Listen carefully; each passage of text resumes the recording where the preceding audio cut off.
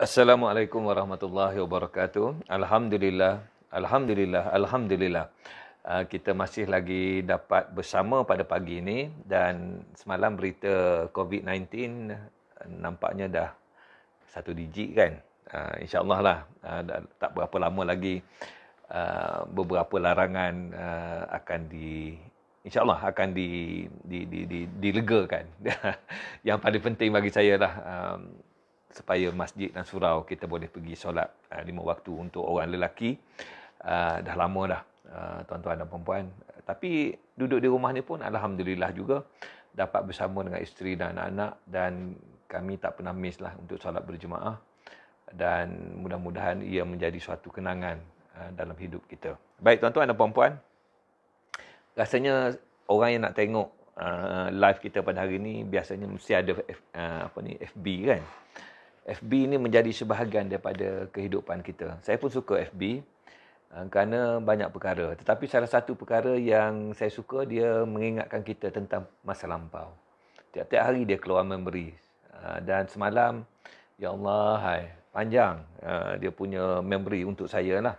Kerana pada tahun 2016, saya telah dikejarkan ke hospital kerana menghadapi masalah jantung. Tapi yang sebenarnya, saya tak ada dah rasa sakit jantung. Yang saya rasa tak selesa je. Angin dalam perut tu, sedawa tu, tak berhenti-henti. Jadi makin lama, makin teruk lah. Dari segi sedawa. Jadi maknanya tidaklah sakit macam orang sakit jantung. Jadi saya minta Roza hantar saya ke hospital lah. Dan hospital yang paling dekat, hospital Seksyen 7 di Shah Alam. Dan biasanya saya tak pernah pergi hospital kerajaan sebab saya ada insurans. Biasanya kalau sakit, bukan sakit sikit-sikit lah, sakit yang perlukan duduk di ward, biasa pergi ke hospital swasta. Bukan saya bayar pun. Kerana saya berkhidmat dengan UiTM dulu, kita ada insurans kelompok. Dengan UniKL, memang UniKL bagi insurans untuk staff. Tetapi pada masa tersebut, saya cuti tanpa gaji daripada UniKL.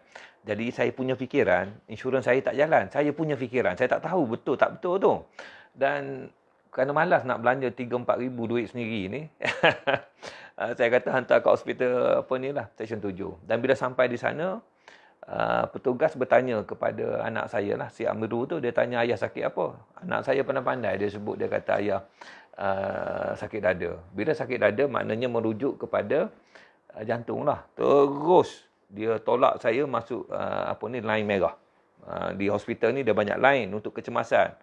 Dan line merah ni kritikal lah. Dia tanya saya, petugas tu tanya saya, berapa? Kalaulah tahap kesakitan 0 hingga 10, tuan ni berapa? Saya manalah nak tahu. Bila kita tanya soalan macam gitu, dia mesti kita kena berlandaskan kepada perbandingan. Dan seingat saya, perbandingan saya lah, yang pernah saya sakit, paling sakit adalah batu karang. Sakit batu karang gila tuan. Ya Allah.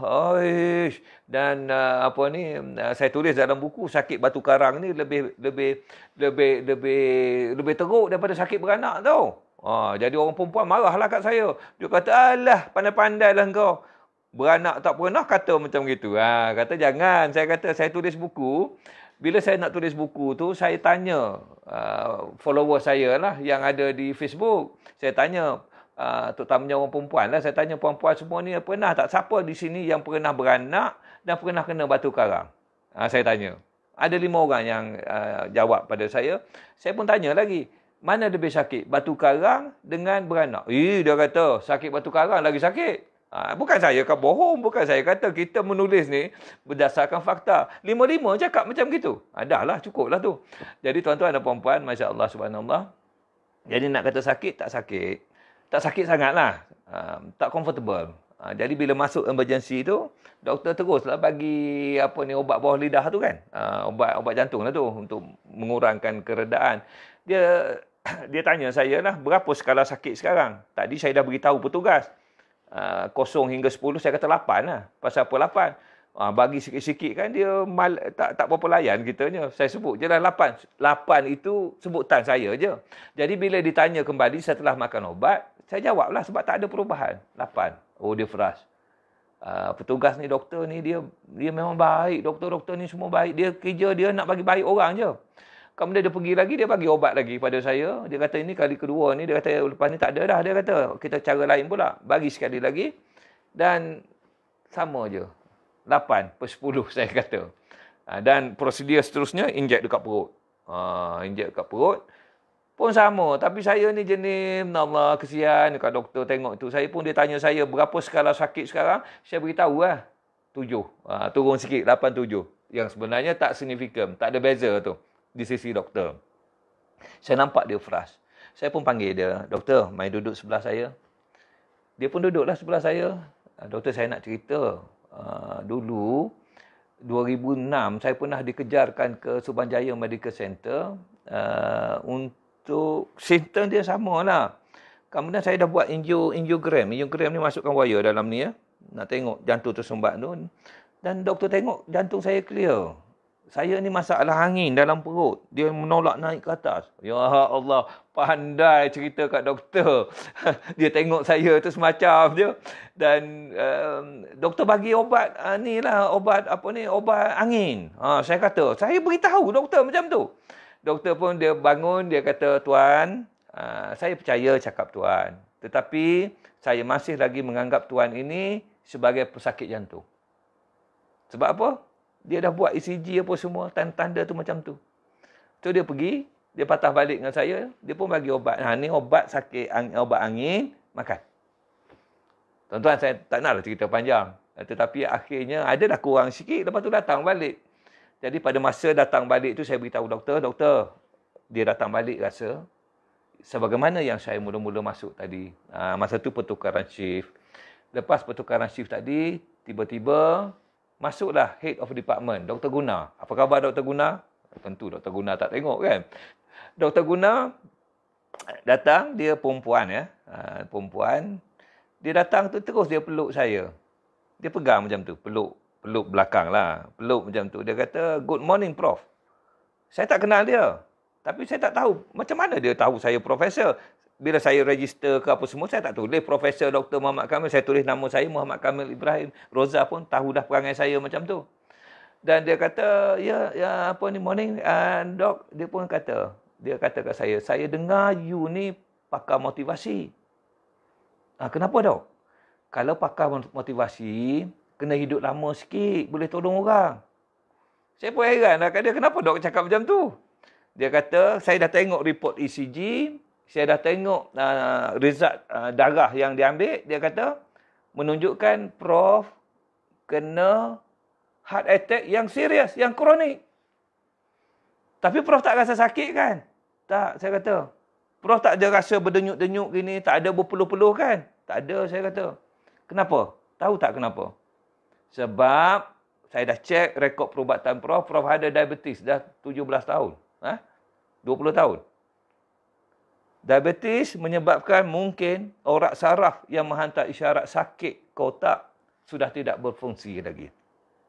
Jadi saya boleh buat lawak lagi tu. Buat lawak dengan Dr. Guna lah. Saya kata, bagus juga ada diabetes ni dok Dia tak senyum pun.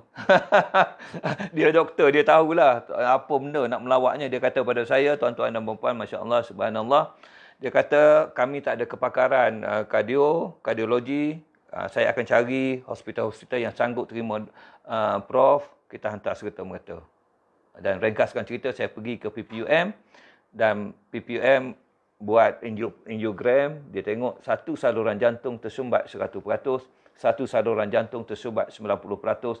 Satu saluran jantung tersumbat 30%. Dr. Serida kata pada saya, doktor, kita akan buat yang atas 70% ke atas. Maknanya kita akan buat angioplasti dan terus akan balloon pakai stent. Tuan-tuan, saya selalu bertanya kepada orang, saya tersumbat 100%, kenapa tak mati? Ramai orang pandai jawablah. Dia kata apa? Mati ni, dia kata sebab saya ni belum sampai ajal lagi. Okey, saya setuju. Saya belum sampai ajal lagi. Maknanya, mati ni bukan kerana sakit jantung. Mati ni bukan kerana sakit buah pinggang. Mati ini bukan kerana diabetes. Mati ini bukan kerana accident. Mati ini bila sampai masanya, dia tak lambat dan tak cepat sesaat. Habis, kalau macam tu, pasal apa kita tak takut?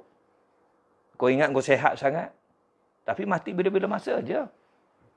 Itu pengajaran yang pertama. Dan tuan-tuan dan puan-puan, saya tulis kisah ini, rumah sakit. Dia mahu saya menangis.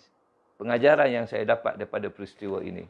Dan sebenarnya tuan-tuan dan puan-puan, rumah sakit ni bukanlah maknanya rumah sakit hospital. Dunia ini adalah ibarat rumah sakit. Sejak bila kita mula sakit, bila kita akhir balik, ada dosa, sakitlah tu. Jadi panjang ceritanya. Saya bukan nak cerita yang itu, tapi disebabkan Facebook semalam, tunjuk gambar saya dalam ambulans, macam-macam.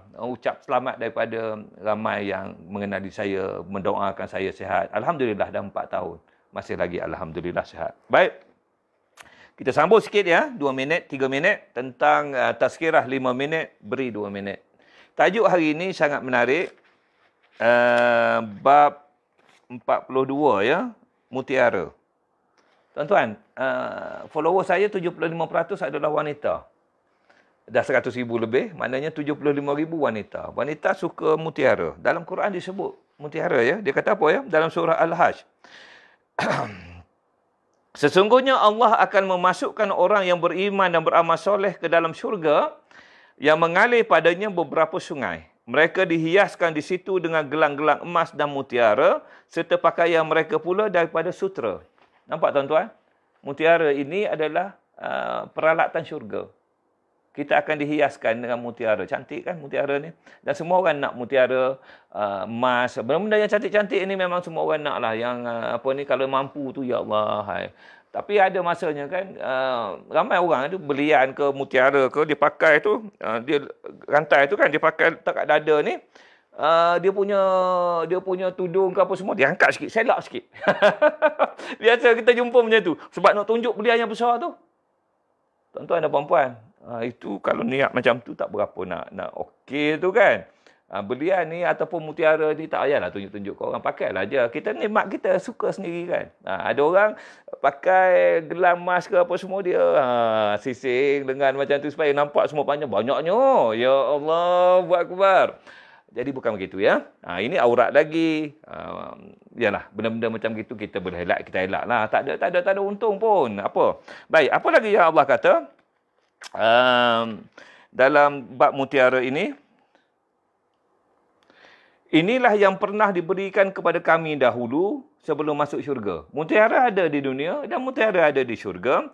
Mereka diberikan rezeki itu yang sama rupanya tetapi berlainan hakikat dan rasanya. Dan mereka diberikan di dalam syurga itu isteri-isteri atau pasangan yang sentiasa suci bersih serta mereka kekal di dalamnya selama-lamanya. Perbandingan Ini Allah cerita umum Maksudnya ada pokok, ada buah, ada apa semua. Kita makan dekat dunia tetapi dalam syurga pun ada juga buah tetapi dia berlainan rasa. Ini beza dia. Mutiara pun kalau di dunia ni pun dah cantik, maka di syurga juga lagi cantik tuan-tuan dan puan-puan. Tetapi saya nak melihat mutiara ini dalam konteks yang berbeza. Mutiara ini anugerah kepada kita semua. Semua sekali, lelaki dan perempuan memang ada. Lahir saja kita ada mutiara. Apa dia mutiara kita tu? Usia. Kalaulah saya berumur 56 tahun sekarang ni, bermakna Allah dah bagi saya mutiara 56 tahun. 56 biji, bukan tahun. 56 butir mutiara. Hidup lagi tahun depan, hidup lagi 57 butir. Kita tak tahu berapa banyak yang Allah bagi pada kita. 60 ke, 70 ke. Bermakna bila kita sambut hari jadi kita tiap-tiap tahun, satu butir mutiara akan kehilangan. Hilang. Ini saya tak tahulah berapa butir lagi, berapa biji lagi tinggal mutiara yang ada pada saya. Kalau ikut ayah saya meninggal 58, bermakna saya ada 2 biji lagi mutiara. Kalaulah ikut Rasulullah sallallahu alaihi wasallam, Rasulullah wafat umur 60, saya umur 56, ada 4 biji lagi mutiara. Tak takut ke kita? InsyaAllah tuan-tuan dan puan-puan, mutiara dilihat dalam konteks yang berbeza. Memanglah seronok ada mutiara. Baik, hari ini kita juga masih bersama dengan Masjid Al-Iman, Kemensahat. Di hari-hari sampai hari Sabtu. Terima kasihlah kerana sudi dan yang baiknya, yang hubungi saya ni, Masjid Al-Iman Kemensahat ni, dia kata, Prof, kami nak bagi sumbangan untuk hadiah kepada yang melihat ni. Jadi saya tak... kalau dia tulis Masjid Al-Iman, saya tak bagi saya bagi orang luar daripada Masjid Al-Iman. Baik tuan-tuan dan puan-puan, hari ini ada 2 lah. Untuk daripada Masjid Al-Iman satu-satu je. Sampai hari Sabtu ni Masjid Al-Iman akan bagi. Dia bagi tajuk hadiah buat suami. Buku ni terutamanya untuk wanita lah. Dan juga semalam juga ada orang yang bagi hadiah dia mahu daku ke sana. Tak perlulah saya sebut nama ya. Okey. Saliza Abdul Samad dengan Sa'ad Abdullah. Saliza Abdul Samad dan Sa'ad Abdullah hubungi saya 019-315-4444 InsyaAllah saya post hari ni lah. Dan terima kasih kerana kita masih lagi bersama walaupun saya rasa masa ini dah tak lama lagi lah. InsyaAllah kita manfaatkan masa bersama ini sehinggalah kita berhenti program ini bila COVID-19 telah di-exitkan. InsyaAllah. Assalamualaikum warahmatullahi wabarakatuh.